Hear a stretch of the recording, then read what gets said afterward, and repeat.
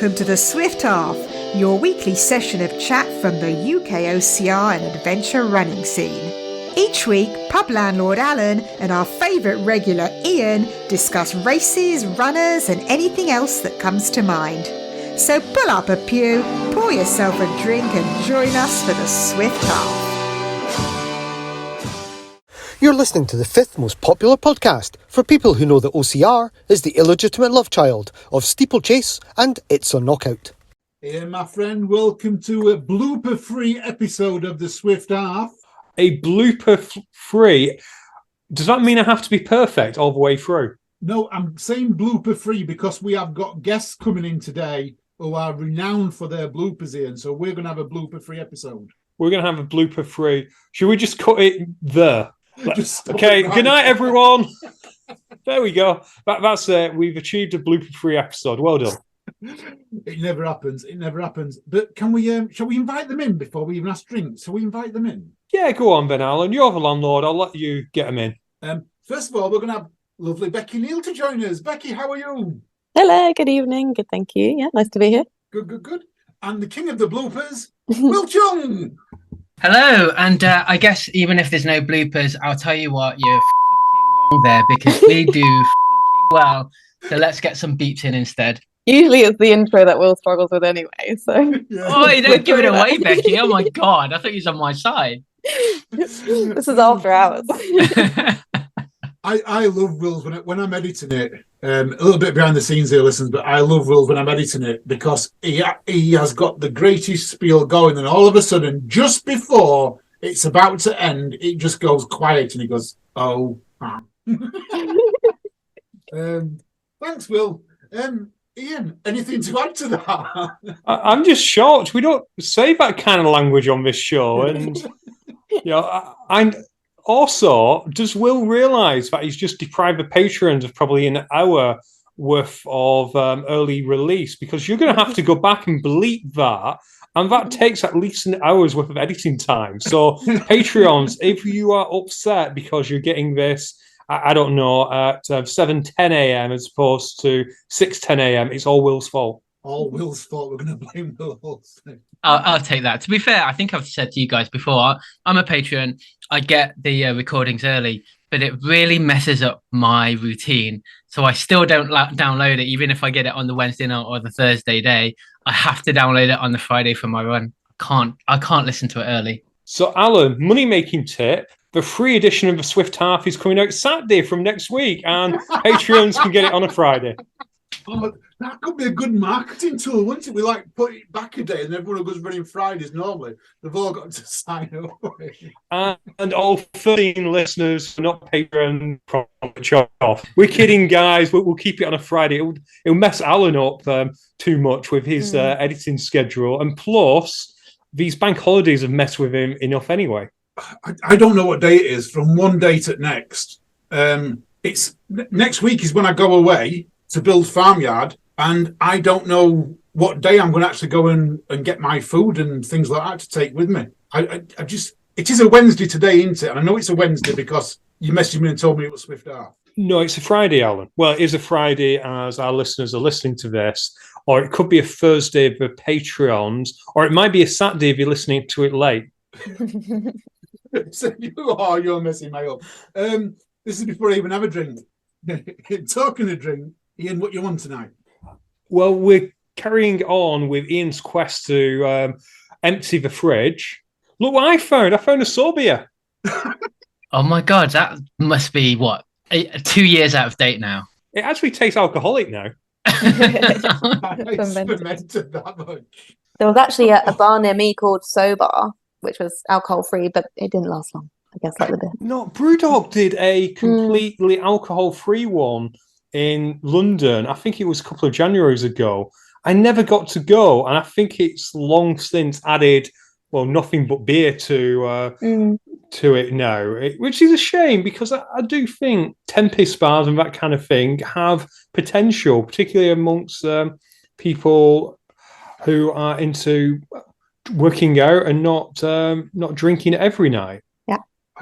Wouldn't it be good though if Brewdog just turned it to alcohol free in January? For was it dry January? So just January, and the rest of the year was sold alcohol. Well, what Brewdog did do, Alan, is this past dry January, and this isn't a paid advertisement, by the way, listeners, but this past January, what they did is if you bought an alcohol-free beer, you got free refills. I've been there all, and it has 0.5% alcohol in it. So if I stopped in there all day, I could actually get drunk on alcohol-free beer. It's a good job we've got a scientist here. Becky, have you any clue whether Alan's theory works?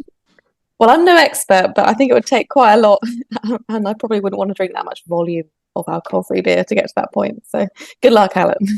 No, you'd be better on the apple juice than hope it ferments. So, Alan, what are you drinking? Well, actually, I'm going to show that I am from Yorkshire without saying I'm from Yorkshire, because I bought some Furosity. You know, the new Tyson Fury energy drink? Yeah. So it's not alcohol. I'm not an alcohol drink tonight. But I only bought it because when I went into Iceland at the weekend, it was reduced from £1.39 to 50 pence. And as I'm tasting it right now, I understand why it's reduced to 50 pence. So I'm going to get myself a glass of water. Yeah, Alan, I think with those kind of drinks, they improve a lot if you add Red Bull to them. Not Red Bull, vodka. Vodka or Jaeger bomb. Or Jaeger. That works. Well, you go and get a glass of water. Do you want me to check with our guests what they're drinking? You check with our guests. So, Becky, what are you on tonight? Well, it is race week, so I'll probably also have a water. Please, Alan, if you're going. I'm planning on going for a run after this. So, yeah, water. So exciting. Main reason is I haven't been food shopping this week since getting back from Sweden. Okay, Will? Well, I've actually just come back for a run, and I'm on this sugar-free Ribena. Sorry. Alan, I think this is a record. 4 people in the pub, not a drop of alcohol drunk. Is it dry January again? I think we should also note that Will has brought his own special vessel for his drink. Hey, nothing wrong with my sippy cup. Is that just for the gym, Will? You just drink that in the gym? Generally, yeah. Cool. In case anyone's wondering, Will's auditioning for, I think, Love Island. They had those kind of bottles. So I expect Will on Love Island in the summer, listeners. Will on Love Island, that'd be classic. Yeah. Will, I've got a question for you. I'm glad you've come on tonight, because I was looking on Facebook the other day and I noticed something and I haven't seen it since. I understand 361, which I know you're an ambassador of, are now sponsoring an event. Tell me more. They sponsor lots of events, actually, but they are at the Tri-Rock event in Snowdon this weekend, and then all the other Tri-Rock events through the UK, and they'll be at Palmer. Hopefully, I'm going to be Palmer doing the half marathon or marathon there in October. But yeah, I think, is that the one you're talking about? Otherwise, I'm just now blabbering on about nothing. No, there is that one. I have seen that, but there's something else, and I can't find it again. But I was going to say, are they going to become more visible in the UK? You don't know this plan.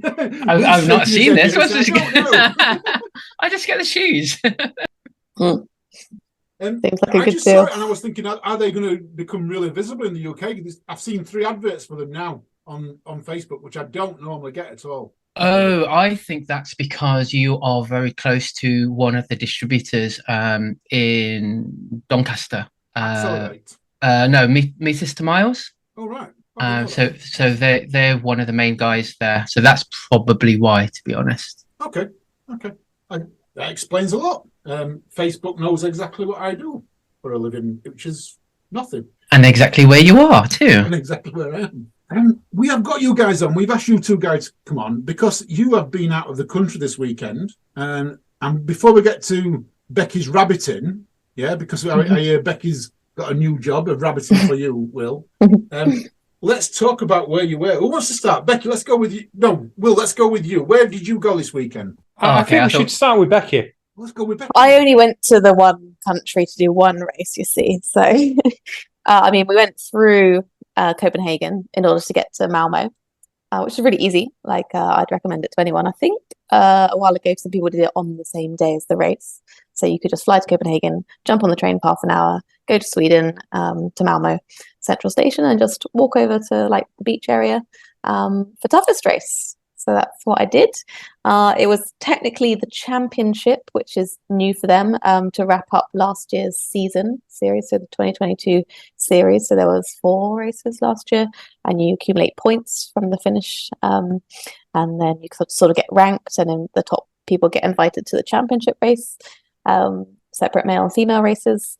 There's 8K. I can't remember how many obstacles there are, maybe 25, 30. I've always got a video of all of them if you're interested on YouTube.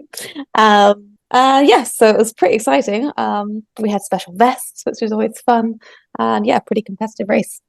Love them vests. They look quite cool. Purple, with your names on them. Yep. So there was the championship wave first of all with the purple vests with our names, and then after that there was the elite wave. So this year's elite series, people who weren't in the rankings from last year, so they had their vests as well. And then there's also the qualifiers who wear an armband. Wow.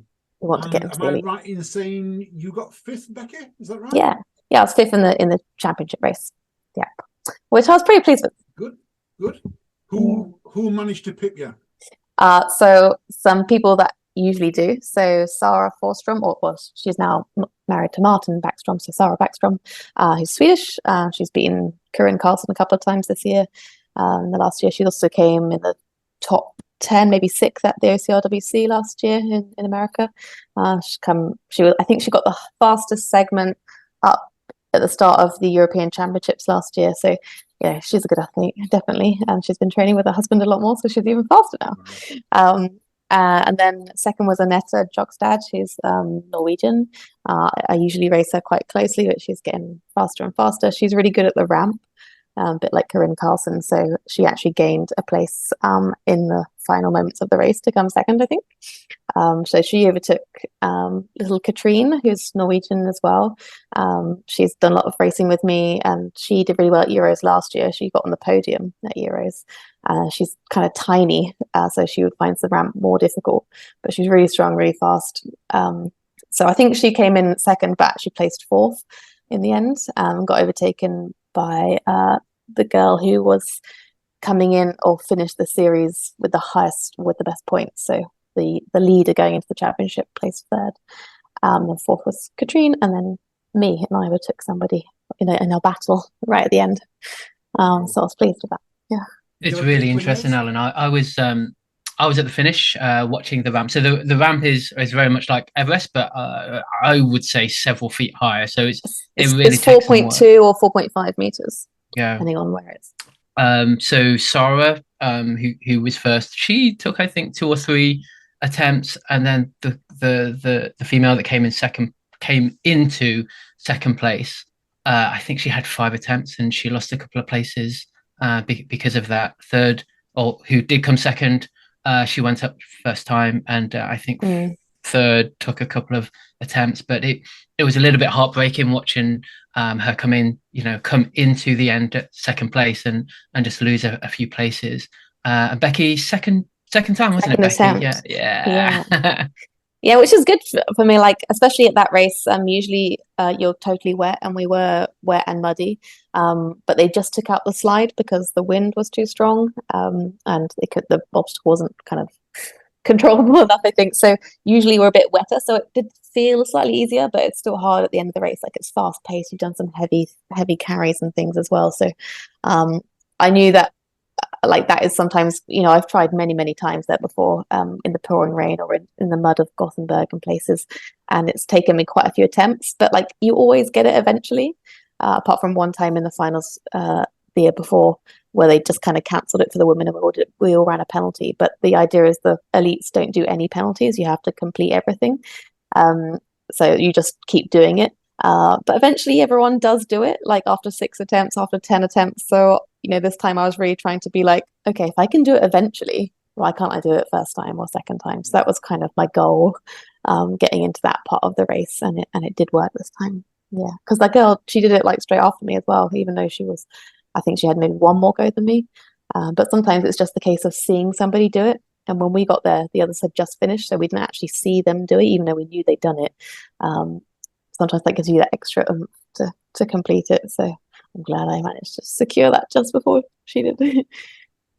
Is it like Everest that you've got to go up and then reach over for the ledge, or is the ledge just at the top? It's a scaffold bar at the top, Right. on the edge, and then there's another scaffold bar higher to help you pull yourself up. Right. How many tents did you take, Will? He got it in one. So quick that I barely managed to catch it on video. Oh, Will, was it the obstacle master classer? Did you have a clean race than that, Becky? Or did you have anything else you had to repeat? No, it went pretty well actually. Because like sometimes, because it is such a fast-paced race and you have to make decisions and strategize about which ones you're going to take the fast lane on, it's also, you end up being quite close to each other as well. And so sometimes you don't always like deliver, even though you can. Like it's quite risky. But I was pleased that I actually, everything I did first time, and I chose all the fast lanes except the salmon ladder, because at that moment it was just before the ramp and I was neck and neck with this girl, and I knew that she wasn't very good with obstacles. It was actually going to be more risky for me to try and do the salmon ladder at 8k than just stay with her and try and get the ramp. But they had like a surprise obstacle from like this local training center, and it was so much a surprise that they wouldn't even put the attachments on during the warm-up. They didn't put them on the day before, so everyone can practice stuff the day before.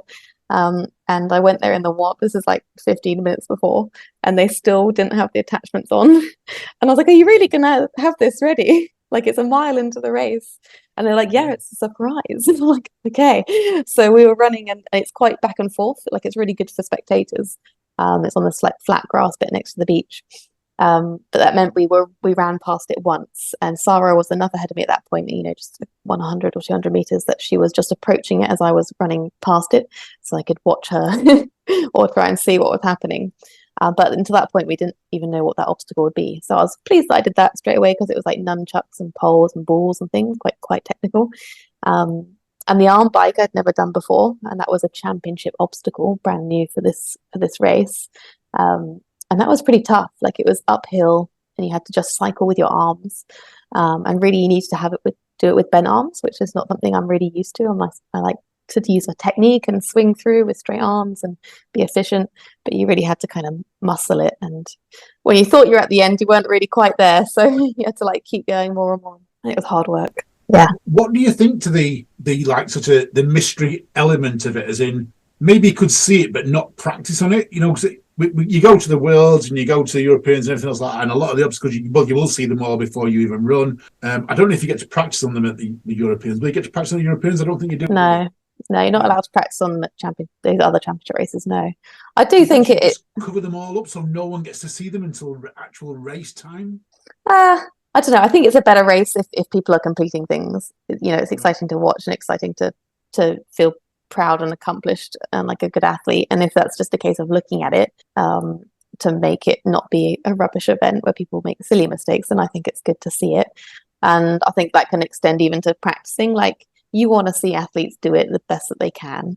Like that's a good thing to watch, and it's a good thing to be part of, and it's a good way to race. Like everyone's 100%, not this person's at 80% because they haven't had a practice, but this person has had a practice and they're at 100% kind of thing. So I think ideally everyone would have practiced everything equally beforehand.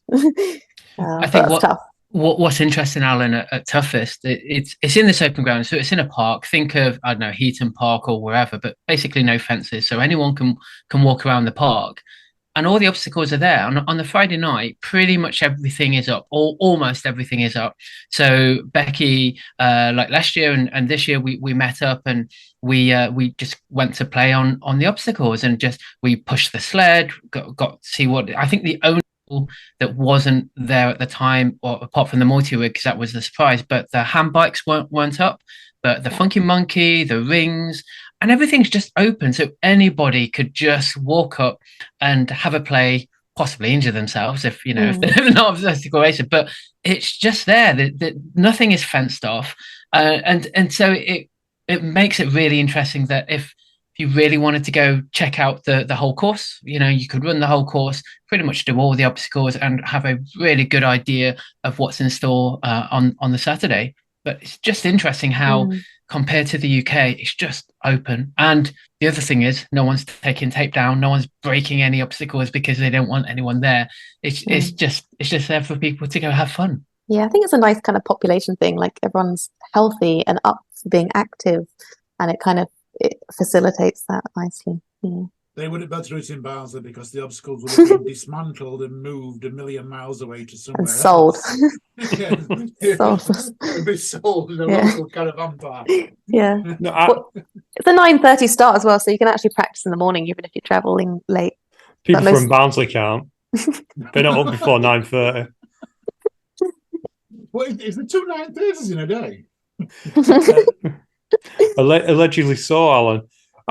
I guess in Barnsley, they'd probably think it'd be like crop circles. It'd be like, where's this weird thing come from? Yeah, they'd be taking It is weird. pictures and like, this is strange. Where is this? Yeah, The floating walls. Ooh, aliens.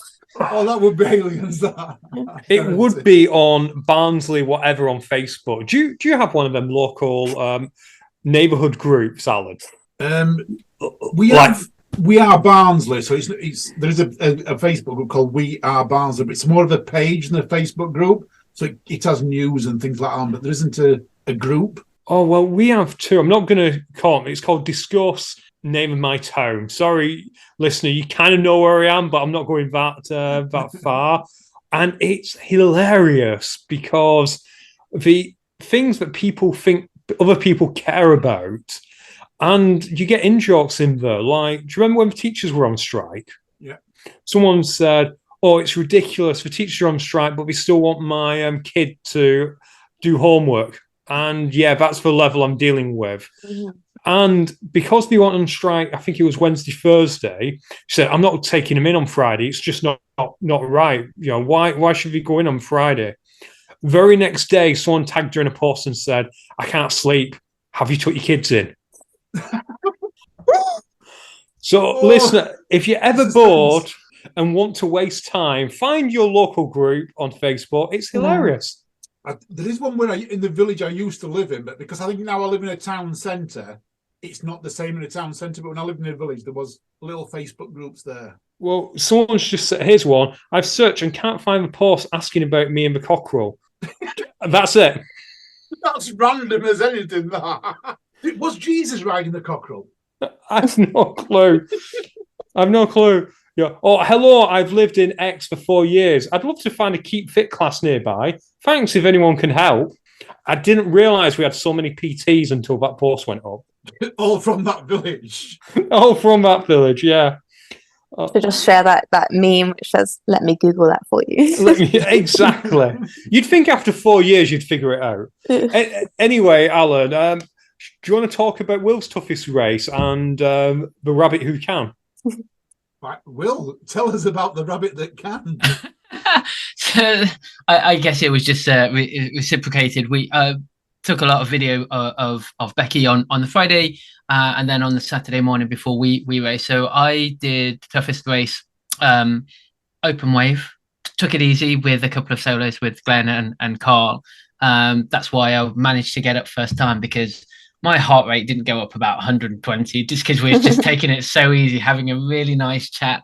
But no, Becky had taken the time to go back to her hotel, get changed, get a shower, get all sorted, and then come back to the race. And we're still halfway through finishing our 8K, our 8K lap. That she then just did a bit of rabbiting and followed us with my 360 camera, and I shared the video with you guys. I'm sure we'll show it at some point, but she's really good, really great rabbit, and also great at commentating. And also, I don't know whether you guys have heard, but some sound effects as well. I just get a bit carried away sometimes. I don't realise it's happening with the sound effects. That has been said before, you know. But it's actually quite interesting because when Becky, you showed me the nuclear video, Laura was also going and making sound effects too, so it must be a nuclear thing. Maybe. You know, you can get more power by making the sound effects like the tennis players do. Okay. Yeah, I've screamed at the heavy balls many times. So is this where the sound effects rubbed off on you yesterday, Will, in the Who's Up podcast when they was talking about laser guns? And I was editing was pow, pow, pow. Oh, yeah. Oh. Yeah. Well, we were talking about guns in the other episode, weren't we? And I forgot to take the video because the way my Google doesn't do the videos properly. Like, I know in Zoom you have all 4 screens showing when you do the recording, but Chris was talking about playing Cowboys and Indians, and he was going pew pew pew pew pew last week. So it needed to kind of do it again for this week in our recording and Who's Hot. But Will did an excellent rendition of a sausage roll, basically, in this particular obstacle that happened to be filming with the camera. But it was really fast. You were overtaking people, just rolling, with your hair flying around, sausage rolling your way through. It deserves some commentary. Yeah, listener, I was also confused by what sound effect a sausage roll makes. Give our listeners a rendition of what the sausage roll was. It's an original audio. You have to Okay. It's an original. We'll share it on Friday, I guess. And also, I got video of me on the hand bike. My technique is terrible. It's all over the place, so I have to go straight arm. I can't do bent arm. Can't compare to. Oh yeah, so compared to everyone else, I just look a total mess. I didn't even get it. I fell off right. My hand slipped off, I think, because I was trying to do it straight arm. So I wasn't tired that I just kind of couldn't complete it. I just slipped right at the end. But yeah, I'll get that video out as well, because compared to the professionals in the elite, so I look like a clown. I think everyone looked a bit awkward on that obstacle, especially as you trying to jump off the start, but that actually stops you from moving forwards. Anyway, crazy. You did another race while you was over there, didn't you, Will? Yeah. So last year, I was really, really, really jealous of Becky and Das going to do. They did the trifecta, 3 countries, 3 races. So they did toughest in the morning. They went over to Copenhagen for Nordic race, which is the one I went to, and then they hopped off home to go to Nuclear. I didn't want to go to Tough Mudder this time. It was just too much work, too much hassle. But no, I did Nordic race, Copenhagen Beach on the Saturday afternoon. So Glenn and I went to do that. First time I'd done that race, 5K, and you think, oh, 5K, it's easy. I'm walking the park. It was really tough. Oh my God. And Becky had told me that it was technical and it's tough. Yeah, it's only 5K. I'll be okay. But no, I was absolutely knackered by the end. Half of it, of course, you're running on sand, so that it really takes it out of you. But the obstacles are that little bit more technical. The ball, the Atlas stones seem to be a lot heavier. I couldn't even pick it up. I didn't even budget. So, so yeah, no, it's a really good race. And Copenhagen Beach, lovely area. 2 stops from Copenhagen Airport, if anyone wants to do that. So you could probably do both races in a day and still fly back to the UK, on the Saturday if you really wanted to do it in one day. Amazing. I saw the jump into the river, which reminded me of Ramrun's Bridge of Despair and Bridge of Hope. How tall was that jump into the river? We estimate around about 8 meters. When we looked at it, we thought about 4 or 5 people high, so about 8 meters. And Carl walked over there because Carl didn't do the race, and he looked at it and said he thought to himself, "Will isn't going to do that." And most people know that I'm not great with water, and I myself even was thinking, running around, knew it was coming. I'm probably not going to do that. I'm probably not going to do that. And you guys have seen the video. You see me looking, and there's a girl who'd been there for ages and said, "You go, I'm still waiting, you go." And I looked over, I thought, shit, no, I'm not going to go. But just something turned in me, said, "Look, Will, this might be the only time you do this race. You've done something like this on Walk the Plank at Tough Mudder before. Just go." And I just said, "Look, it's now or never, just go." So I went, because I think if I didn't go then, I probably would have just turned around and kind of walked away from the obstacle. But it was so exhilarating, jumping straight into, it's basically the sea, because you're in the harbour. Swallowed a bit of salt water while I was kind of down, and because you're jumping from so high, you're going so deep. I'm kind of trying to get to the top. It's like, am I there yet? Am I there yet? Oh my God. And half of me starts to panic because like I should be at the top by now. Eventually get there and then doggy paddle to the side and got out. I thought it was amazing that, we've all done, or a lot of us have done Rat Race Dirty Weekend, which that's an 8 meter jump from the top level. But they make you wear life vests, and there were no life vests there where you were just literally, you were just jumping as you would do normally. There was a couple of lifeguards with canoes, but they seem to be quite far away. Again, you probably like at Rat Race and Tough Mudder, they are right there. So there was no one around for that little bit. But yeah, you just kind of jump in. And again, just watching other people jumping in. Again, if you see the video, the guy that jumps before me, he absolutely just kind of pencil dive straight in. He loves it.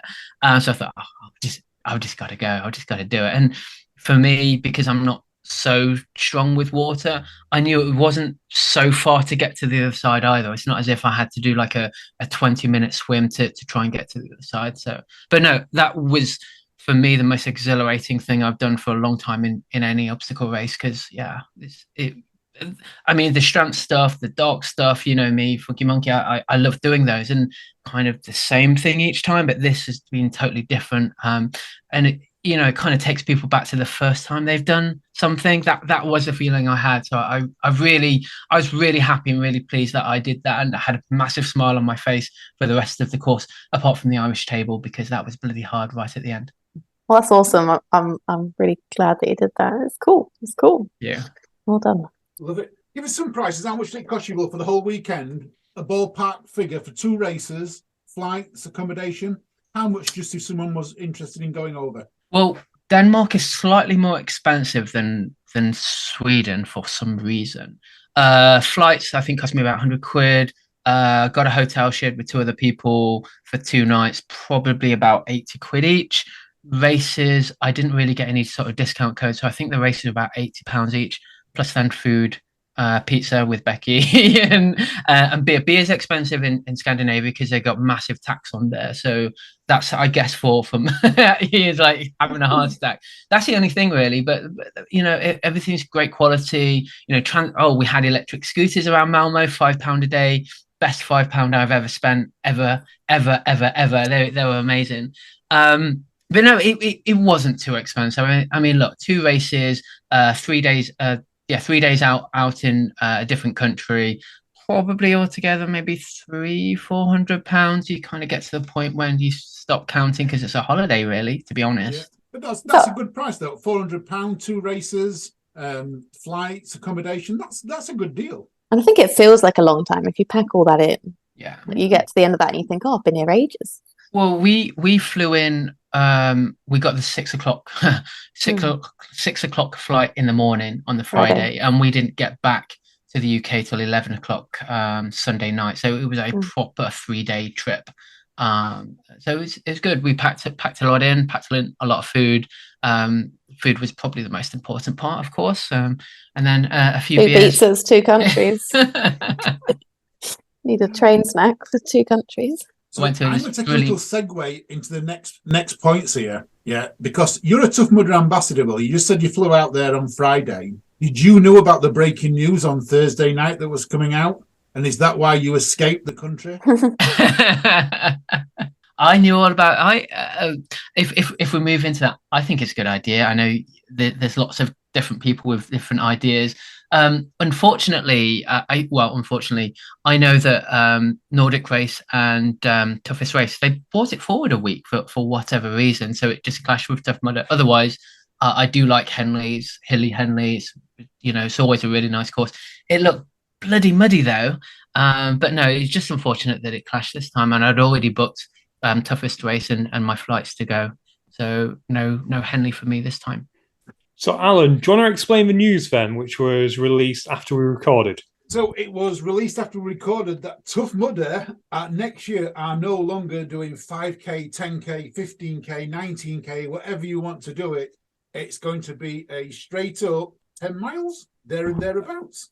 10 miles plus whatever. So they'll get to 10 miles and then if they're back at the village, great. If they're not, oh well. Which Giles hinted a little bit to us when he came on with us and talked to us on the Swift Half a couple of weeks ago, when he said he wanted to take it back to being putting the tough in Tough Mudder. No, that's good, and presumably that means it'll be impossible to get a refund again. Is that not what he meant by tough in Tough Mudder? I'm thinking of Will Dean days. Yeah, that was Will Dean days. Shouldn't you spit when you say Will Dean like that? No, I have nothing against him personally. ultimately he was a businessman and he went into business. And let's be honest, we wouldn't be having this conversation really if he hadn't done what he did, as in if he hadn't invented Tough Mudder. Sorry, Mr. Mouse, but it's probably unlikely that OCR would have hit the levels of having a UKOCR group with tens of thousands of people in and loads of races. So for that, Will, I do salute you. You did lots of stupid things that I can't condone, but yeah, thank you for that, I guess. And I know I've just been blackballed by lots of people, and oh well. But anyway, Alan, shall we get back on track? So 10 miles, or whatever it's good, that's the difference I'm aiming for. I've got to admit, Ian, am I a fan of it? I would like to see them with 10 miles and maybe the half. I think they've diluted it going 5, 10 and 15. I do think the shorter distances brought a lot of newbies into it who think 10 miles is too far. People who do park runs, taking someone from a park run to 10 miles, that's a big ask. So I think the half should still be there. But yeah, I guess I do like Game of the 3 and fetching it down and I like simpler things. Maybe it's my age. Alan, I honestly do agree with you on that. Bringing the half would be, because the half got me into it. The half cost 35 quid. I probably would never have done a Tough Mudder if they didn't bring in that Midlands half. And I want to say 2016, I want off the top of my head. So I do worry. It's going to make a lot of the fanatics really, really happy. Mm. And Matt B explained this on the weekly show, that his view on it is Tough Mudder took a step back and compared where they were and where they got to and decided they wanted to go back to where they were a little bit. Yeah. So the old advertising used to be, are you tough enough? Mm. Yeah. No, it's let's have a barbecue. And I get that. I haven't listened to Matt's podcast yet. It's on my to-do list this week. But that is they have absolutely... a real mix of accents on that show this week. Just talk about Tough Mudder. I mean, the other thing is that I know that the photographers have had a different brief, and it's all about grit this year. So something harder rather than maybe people in tutus, because everyone seems to like to be in tutus and other stuff. But going back to my own kind of entry into obstacle racing, it was through Tough Mudder. And it was because Carl said, do you want to do a Tough Mudder? And I at first thought it was 10K. Then someone told me it was 10 miles. And I thought, shit, better start training. I did things like Overload, and I did some other races to work up to that. So I think for a lot of people, many years ago, they all knew what that distance was, and they would go into it. So I think the other thing that I heard, and I don't know how true this is that what they wanted people to do is almost move up the distances. So from do a 5, the next time do a 10, the next time do a 15. But most people were sticking at that 5 kilometer level, so they weren't moving up the level. So I think that's another reason why they've kind of got rid of it. I mean, if we look at it from a business point of view, 3 different t-shirts, 3 different sets of headbands starts to make it a little bit more expensive. So bringing the classic original back to the roots full version, whatever they're going to call it, it kind of does make sense. And agree with Ian that you're going to have a lot of Legionnaires that are going to be very, very happy because they weren't happy about the headband count, and now it's kind of going back to normal again, or normal in air quotes, shall we say. Becky? Yeah, and I get that as well, because you can go to some events and run 5Ks. If you're a season pass holder, run 5Ks, get 5 headbands, you do 20 events, you've got your 100. That doesn't seem right to me when you've got the original Legionnaires who did 100 proper events to get the 100. Actually, I'm going to jump in. Sorry, I did ask for Becky's thoughts, but I've just realised, Alan, it's all your fault. Why is it all my fault? It's absolutely all your fault. I need to know why this is all my fault. Because, listener, we joke on here about how people from Barnsley love bargain, yes? Yeah, well, we do. Well, Alan, you got yourself a tattoo, which used to be good for around about 30 to 40 races a year, and now it's only good for 12 to 14. So what you're trying to say is that they're trying to cut me out of the out of the money side of things. Exactly. They realised they didn't want a lot of people from Barnsley realising what a good deal it was to buy a Tough Mudder tattoo and get access to all of these races. So they're cutting you back. They're not cutting you off, but they're cutting you right back. So it's when I signed up for Manchester and I decided I was going to do the 10K at 9 o'clock, the 10K at 10:30, the 10K at 12, and the 10K at 1:30. We're not having none of this. He's not having 4 events in a day. Valid point. Tough Mudder, announcing 10,000 tickets sold in 2023. Sadly, 9,800 at Allen. What's your thoughts on it, Becky? Well, I mean, I was of a similar kind of approach, just the opposite almost. I only took part when it was Tougher Mudder, where I had the potential to win money, where they offered cash prizes. And I've still got one of those giant checks from the last event that they did that on. So yeah, because it was expensive. I thought for me at the time, and still find it that a bit of a barrier to entry. I do think you'll still get people who are naive to the actual distance, people who want a challenge, who sign up thinking it's 10K, but actually it's 10 miles and they don't understand what that means or how long it's going to take them or what clothes they should wear. And they'll still sign up and do it, but I don't know whether you'll get so many repeat customers, like the people who are fit enough to do it and might want to do it more. I don't know whether they would choose to do that one again if it's only that one distance. So I think that's a good point. That's a very good point. Yeah, because you want like if you started with a shorter one, then but there's more obstacles if I do the longer one. Next time I am going to move up, and other races like trail races, that people do progress up the distances. So I'm not sure why it hasn't worked so much. Maybe it is the money thing. I mean, everyone talks about Tough Mudder being expensive, but if you book early, it isn't that expensive. You can pick up a ticket for £70. If you're going to book 12 months in advance for the longer distance, you can pick up a ticket for £70, which it's not far off some other races that we talk about. Yeah. I mean, the other thing is that you've got the car parking included with that, the bag drops included, so everything's included. There's a local race near me, a very large local race near me, and I think the tickets were about £60, but then car parking was on top, and then photos were on top, and you'd only get one finisher photo, and then a bag drop was on top. So actually, it started to become much more expensive than Tough Mudder if you had all the photos as well. But no, you're right that you book early enough, and I guess for some people, booking a year in advance, there's a lot of life going on between now and next year. So £70 is a lot of money to kind of put away. Yeah, thinking that you may or may not use that race. I'd like to go back though. I'd like to do another one. So count me in. That's our mission. Let's get Becky out there on a fun lap. Becky on a fun lap. I'll do a fun lap. The challenge. I'll do a fun lap. All she needs is a tattoo, and she can do as many as she wants. I did. I did actually do a fun lap. Your spot with my tattoo artist right now. Perfect. I want it to be massive on my face. Good. People would take that serious. You don't realise this. Don't come up with me a needle. I actually did do a fun lap once because I had another race on the Saturday where the tough race was, and I did the fun one on my own, but I wore my champion vest. So it's probably not the right approach, is it? To a fun lap. That's some flex, that is. Yeah, it did mean people moved out the way for me though, so I didn't have to keep. Alan, are you or Andy, are you there at Tough Mudder? I know we'll probably move away from Tough Mudder, but are you there for Southwest weekend?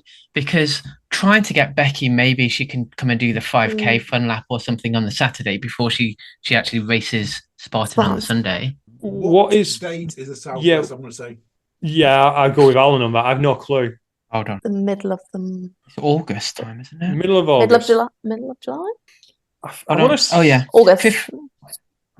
August. If we're saying July, the answer to me is no. If we're saying August, I'm going to say maybe. 11th and 12th of August. So Spartan is on the Sunday. Beast and Sprint, isn't it? Yeah. It's the qualifier for for Elite 3K. And then Tough Mudder is on the Saturday.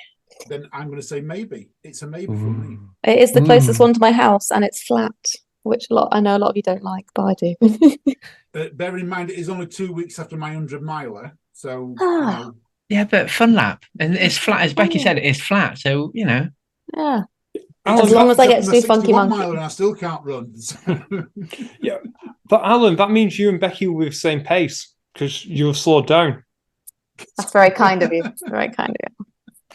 Anyway, Alan, can we just quickly cover off Tough Mudder London West because they got a bonus, didn't they? They didn't get a 15k. They got a 19k. How can people moan at that? Seriously, I have seen moans. What? Why? How?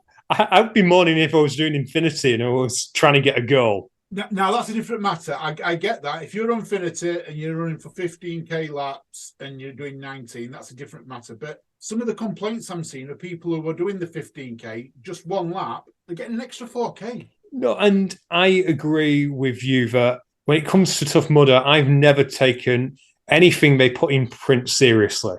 Yeah. Anyone who can go to a race called Tough Mudder Northwest, which is actually in Wales, or Tough Mudder Yorkshire, which is pretty much in Lancashire, or Scotland, or Tough Mudder Scotland, which is only just in Scotland. Yeah, when they write 15k, they're likely lying to you. And I know Will was shaking his head for Tough Mudder Northwest being in where it's pretty much Wales. If you get a fair win, Everest is across the border. But it's not the Northwest. I know. I just live right. Yeah, you do spit into Wales from Malpass. You're right. But so you got that. But I hear though, Alan, the ban system worked okay. I hear the penalties did okay. It was some of the usual ones from what I understand. So dizzy bat and crab walk with your legs not tied together, but the silly band work. So you had to do that. And you know what? That's cool because quick, short penalties, get your band back, and then you go out. Now, I've heard it worked really well. I think it messed up a few people's Infinity results who were wanting to go for bigger miles, and they wasn't. I don't think they was expecting mandatory obstacles, although they'd been told it. I don't think they thought it was going to be enforced, and it was by the sounds of it. There was quite a few people I know who were going for bigger mileage and didn't quite get there. Which is what it is. And should we give a shout out to British Obstacle for their technical officials helping out on the day? 100%. Absolutely. They're nailing it, British Obstacle Sports at the moment. Right. Credit where credit's due, and they deserve it.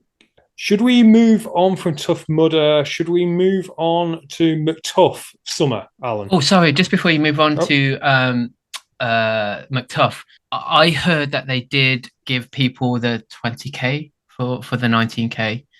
So you weren't just giving the 15k for that 19k. I think they did round it up to 20k.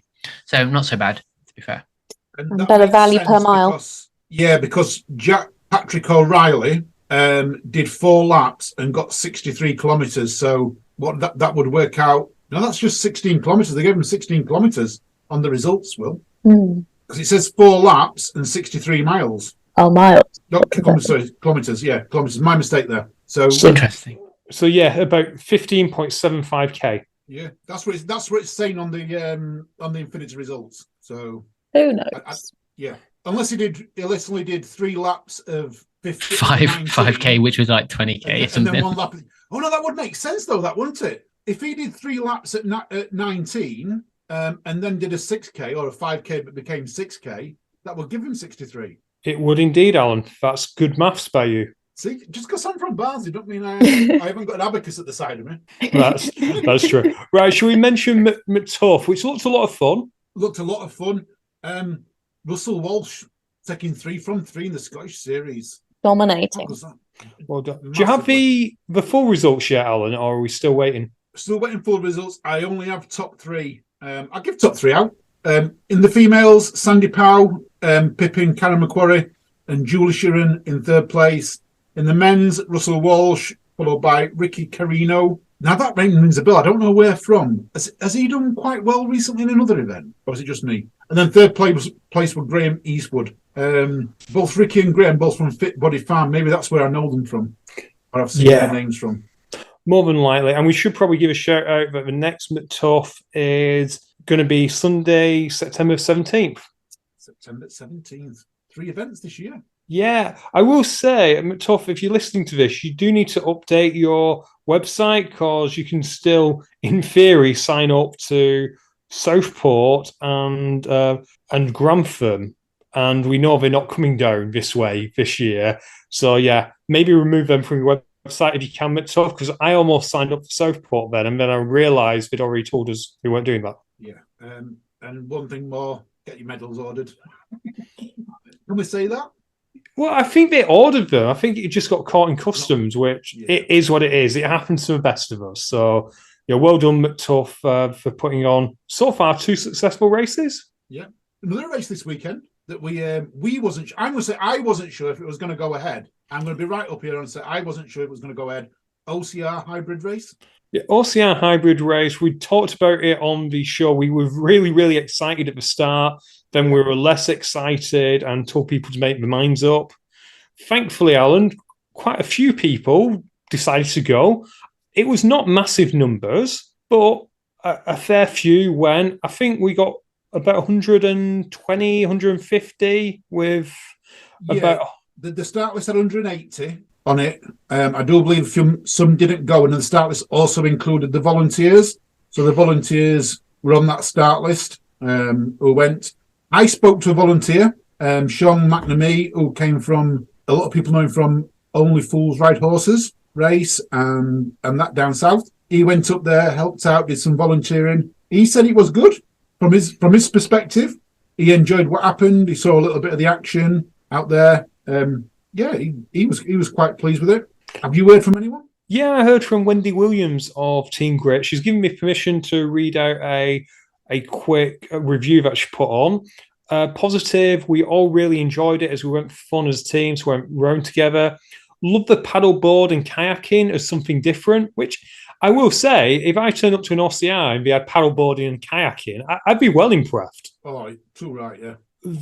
Her Garmin clocked it at 6.5k. So again, extra mileage. I think it was only advertised for a 5k, I want to say. I thought it was 6, but yeah, 5 or 6, yeah. Whatever it was, gained a little bit more because 6.5 isn't 6. No. She only paid 45 quid.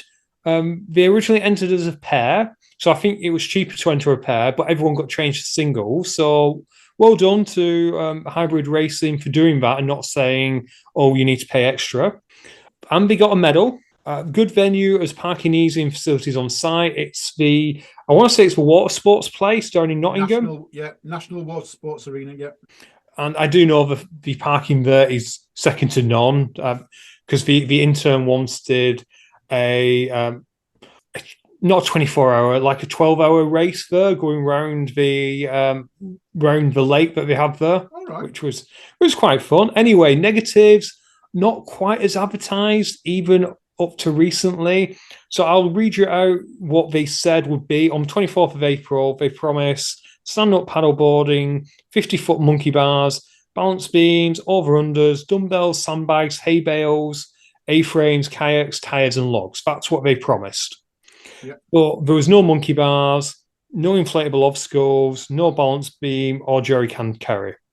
They did have a lot of walls, so fans of... I also said Mudstacle then, but fans of Mud 7 would have loved this. Lots of walls. Urban Attack. Urban Attack, I'm told. And Urban Attack, and one tube to crawl through. Only one functional fitness station, which was dumbbell thrusters and burpee broad jumps, but that was okay. No T-shirt. This always scares me a little bit. No T-shirt. Apparently, supplier had let him down. If he gets them, they'll be posted out. Apparently, the A-frame was huge. She says she would have liked monkey bars and inflatable obstacles, but would do again at that price because it was good fun. Mm-hmm. Sounds good. It sounds good. It sounds like, from my understanding, he borrowed some of the obstacles or rented them from Urban Attack, especially if they talk about the A-frame there, because the two companies that have the biggest A-frame are Mudderhorn at Tough Mudder, and Urban Attack is by far the biggest. I used to think that Spartan Race had a big A-frame until you went to Urban Attack, and it is absolutely huge, their A-frame. Do you remember Urban Attack, Will? Yeah, I've done it a couple of times. The best Urban Attack was around Salford Keys. Loved it. That's where they had the takeoff into the harbour, didn't they? Yes. Yeah, it was awesome. It was a really good day because it was just really nice and sunny as well. It was awesome. Did a couple of laps there, but no, I know Rob, and I've done. I think was it Warrior Salt, which was the one in Nottingham as well, which is basically the same route around Home Pier Pond. Um, I remember all those walls as well. Very much like this other race that I did a few years ago with lots of hay bales. You just won't let that lie, will you? You just won't let that lie. Just hay bale after hay bale after hay bale. I did like I love Dash of the Titans to be perfectly honest, but that was just so demoralizing, just going over those bloody things. And because it was the side of the road where or the track where the cars came in and out, you couldn't cheat either. You couldn't go around them because someone was bound to watch you.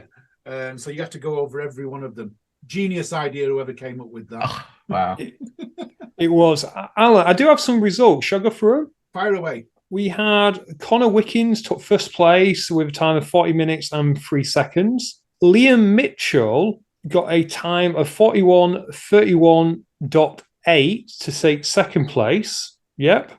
And this is interesting, Alan. Third place was Dave Burton with 41:31.9. It was, I saw that. There was like literally 0.1 of a second. It must have been if they went on the same wave, it must have been a photo finish. I'm looking at it, and no, it doesn't look like they're the same wave. It looks like Liam Mitchell went quite late in the day, whereas Dave Burton was out about 2 hours before him, which is a shame. I feel sorry for Dave to know he'd been beaten by a split second. In terms of ladies, this is a bit harder because they're not ranked male and female. I think Alice Forshaw took the win with time of 49:52 or 4. And I then think Alice Warner with time of 51:41.9 was second. And I want to say making Alice, incredible. Somebody was third? No, it wasn't Alice someone who was third. It looks like Bethany Jones with time of 1 hour 28.2. But if I've missed anyone in between all them names, I do apologise, listener. For whatever reason, there's no genders given, which is frustrating. But Alan, talking about frustrations, Yorkshire Warrior. Yeah, the news came out today that this year Yorkshire Warrior is not going ahead. They've given the reasons. That their reasons are the spiralling costs, and I don't think they've even advertised it this year. I would be honest and say they haven't even advertised this year. So it might be the costs of the ground or the building materials. I'm not sure what. I do know about building materials because I've ordered some wood today and it has absolutely rocketed. But I also know they hold it at, I was going to say Knaresborough Castle, but it's at Harrogate Castle. So it's a National Heritage Site. And we all know the price of National Heritage Sites to go and visit them has gone through the roof at this moment in time. So I'm going to assume that putting an event on there has doubled in price as well. So. Yeah, I'd agree. They are hopeful for returning in 2024. We do wish them the best. I hope I've not cursed them because I think I went to that race last year. So I really hope I've not cursed them. But we hope to see them in 2024. And I promise not to go, but I'll send Alan instead. And the last 3 years, they've had one of the best finisher photos of any OCR, which is the fire that shoots up through the grill as you run over the top and shoots up either side. That is going to be one of the best finisher photos at any event I've seen in a while. It really is. And that must have been part of the issue. You know, gas prices are through the roof, so you just can't. But keeping with the sad news, Alan, end of an era. End of an era? With OCR Wrongans. No. So the OCR Wrongans are what? No longer selling T-shirts. The T-shirt side of the business is winding up. So they're no longer selling T-shirts. So yeah, if you've got a OCR Wrongans T-shirt, then cherish it. If you don't have an OCR Wrongans T-shirt, the OCR Solo Mudders shop is about to go open for business. So we've just put an order in. Thanks to Will for sorting that out, and future orders will go in shortly. Oh, Will there putting his little order in for his T-shirts. So is OCR Wrongans going all together, Ian, or is it just a T-shirt business, you say? No, I don't think anyone will ever get bored of a Facebook group which is kind of OCR related and kind of just random things you can find on the internet. Yeah, I'm not a part of that group. I've never joined it. I think I'm a member. I might not be after this comes to air, but I think I'm a member.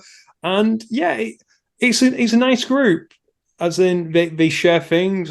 Think things are funny, and it doesn't appear on my Facebook feed that much anymore, Alan. Like you, I'm a member of lots of groups, and if you don't interact, they just disappear, and you have to go hunting for them. Yeah. Oh, it's a pity that OCR runners. I like them. They have good shirts. I like the logo. The logo was always good. They do. If I remember rightly, I only know this news because I think Vince tagged everyone in, which is the most annoying feature on Facebook ever. Yeah, I did it once and I got a lot of private messages and I thought, right, I'm not doing that again. There is no way am I tagging everyone into a post. It's banned in the UKOCR group. Banned, I tell you. No, so listener, think before you tag. Yeah. Most annoying thing. Talking about tagging, I got tagged in Bog Commander this week. Becky, have you ever been up to Bog Commander? You would like Bog Commander. I haven't done that one, No. They have Shame. it's so flat and it's not muddy in any way, shape, or form. Sounds it. Yeah, there's no nettles anywhere. There's no thistles. All the obstacles are nice and easy. Yeah. The slide is not vertical depth slide that goes into 6 inches of water, and they don't have the longest zip line in any OCR race either. Ooh. Yeah. They are. All of that is not true. Everything I just said there is completely opposite. It is one crazy race owned by a farmer and his wife, and he just does crazy things. I've got one thing that, Will, you'll remember this. He went to the local charity shop 3 years ago, pre-COVID, and bought every bike that they had in the charity shop and came home with all these different bikes, little push bikes, for kids to go on, BMXs, racing bikes. And then he put them all in a pile and said you had to ride like 300 meters up and down this path, was it, Will? Yeah. Yeah. It was, because I've got a video of it. It's just ridiculous how, we have talked about that in like British obstacle sports. Like, what happens when we start having obstacles where there's like mechanical advantage things? Like, does that fit? What do we do? Was it good? It's crazy. He just mentally. Yeah, he bought a proper death slide. Like the ones that you get in the vertical ones. Yeah, he bought one of those from something that was closing down, and then put it into, well, I'd say 6 inch of water. It wasn't. It's a good 5-6 foot deeper water, but it is a vertical slide. Can I still do a shape off the end of it? That's the main question. Like the nuclear death slide. But it doesn't have a kicker. No. So there's no hang time. Damn. Yeah, it just 0 to 60 in 1 second. Don't we have another slide though later on which does have a kicker, which you end up on a mattress? Yeah, they do it. That's not as steep. That's just a normal slide, but you end up on a foam airbaggy thing rather than water. Oh right, I think when I went, it looked like they'd just gone to Dreams. But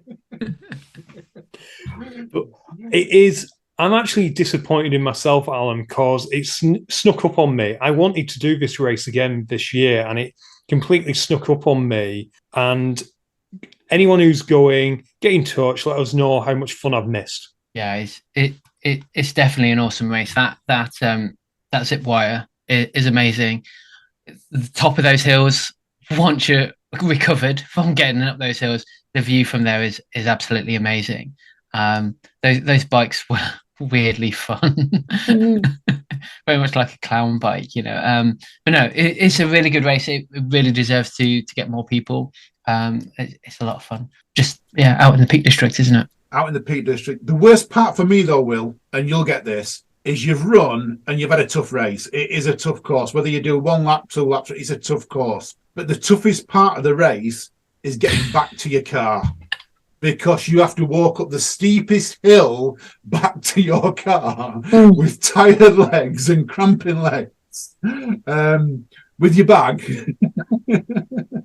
That is one of the hardest parts to get back to the car park. And it's not a far walk. It's only about 200 metres. No, it's just steep. A vertical hill. But no, think about it. It was a hybrid race before they became a thing, because as well as having the bikes, you also had the football that you had to dribble around. Lots of little things. They might have had a frisbee as well. I can't remember. But they had lots of fun little things like that, which is Space different. hoppers. Space hoppers, yeah. Different to everyone else. So please keep going, Bog Commander. We love you. They've got a weaver made out of telegraph poles. Not little poles, proper Massive. telegraph poles.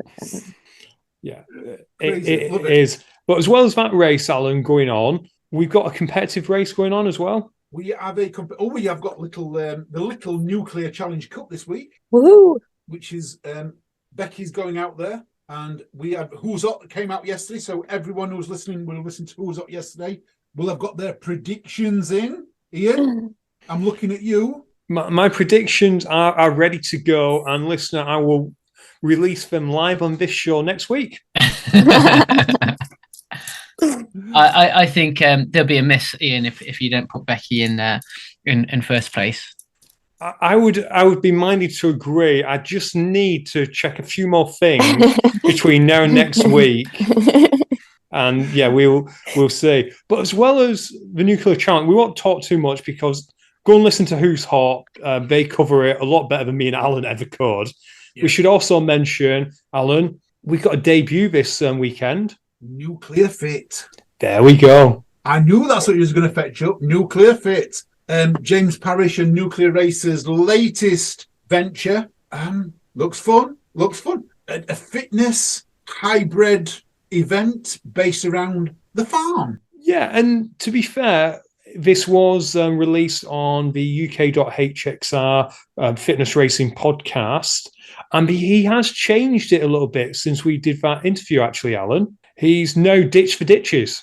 And we talked about that, didn't we? Ditching the ditches, which I think is great news. There's no need for that. Get the run in, make it a little bit more, I don't want to use the word, but make it a little bit more high rocks, as in make it a little bit more standardized. So the distance is going to be the same, and the obstacles and the challenges are going to be the same, because that's what will get people coming back to get the better times and things like that. Yeah, standardized, probably not identical, because there could be issues with weather. And he's also confirmed that they're not going to try and mess around with people's times.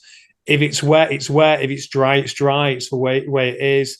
They might put like a note saying it's a wet course or something like that. But other than that, it is your time is your time, which again, well done to Nuclear Fit for taking the feedback on, I can't think of my word there, taking the feedback on board. There we go. Thank you, Becky. Mm-hmm. You can tell it's a late listener, and just making modifications. So well done to Nuclear Fit. Alan, there's a couple more notes here. One, I will say, because I know what it is, the prediction contest, we are going with your best 5 out of 8. Yeah, so there's 8 races in the UKOCR series. We asked the question last week, what do people want? The best 4, best 5, and the vote was for best 5. So we are going to go your best 5 results of 8. It's going to be purely how many points you score in each of those will be added together. So your best 5 point scoring events will get you on the table. And as I mentioned last year, the winner is going to get a free ticket to a race. Alan, can I just check? I'm in the lead, right? No. Muddy Duck's in the lead. That person that no one knows who they are. Did you not take my predictions on board from last week? I predicted, I'm fairly sure I got ladies second and first, not in the right order, but I definitely got men's in the right order, Alan. We need to roll back the tape and have a listen. Yeah, but you know what you didn't do, Ian? You didn't press send when you put them in. And because you forgot to press, you have to do it all again this week, Ian. Well, listener, don't be like me. Make sure you go on our Facebook and find the link, and make sure you get your predictions in nice and early, because what time's the race start again, Alan? I believe it's 8 a.m. on Sunday, but predictions close at 9 p.m. Saturday, and it is on Linktree/UKOCR series. So it's nice and easy. You're going in Linktree UK/UKOCR series. Okay. Final note, the bridge, I have no idea. No, so the bridge, you are going to have to wait until Monday, listeners. My podcast coming out Monday. This was so I didn't forget. I spoke with, and Will put me in touch with this person. Vic Owens, who did the tunnel race, and more recently, the bridge race. Talk about ultra running, get lots of tips, and about the two races. You're going to love this one, Ian. Fantastic. Send it across, please. I will do. Who have you got on your podcast Monday? Wednesday? I've not yet recorded it. So again, if it comes off, listener, I'm going to get lots of hyperbole here. If it comes off, it will be one of the biggest we've ever recorded. Ooh, wow. Excitement. If it doesn't come off, Alan, what are you doing Tuesday? What's Becky doing Tuesday after Nuclear Fit? That's true. I could just get someone from Nuclear Fit on, couldn't I? Yeah. Awesome. Right. So if it doesn't come off, expect Nuclear Fit. If it does, and this isn't a shade on Nuclear Fit in any way, shape, or form, it's just the closest race to it. And yeah, we will see who ends up being on the podcast on Wednesday, Alan. We will. Let's go, Becky and Will. What you got planned, Becky, this weekend after Nuclear Challenge Cup? Celebrating the win, I hope. Oh yes, hopefully celebrating the win. Obviously trying to do that. I'll be heading down to Ethos Brothers for some coffee and cake, maybe a nice juicy burger with some friends. Yeah. Ooh. Are you allowed to eat burgers when you're an athlete? They're vegan burgers. Oh, even better. Better. Delicious. Will, what have you got planned? So tomorrow or yesterday, I have Killer Mile, which is at Mile Cup. It's 1 mile and it starts at about 15%. And by the time you get to the top, it's 25% incline. Yeah. Oh, sounds like heaven. So that's Thursday. And then the weekend, I have a relaxing trip with some friends going to Snowdon for a bit of a hike. Relaxing. Yeah. Relaxing. Guys, girls, thank you for joining us. It's been a pleasure. Ian? Well, listener, it's a goodbye from me. And it's a goodbye from me. Goodbye from me. Goodbye from me. Thank you, everyone. You all take care. Speak soon. Love you all. Bye. Bye.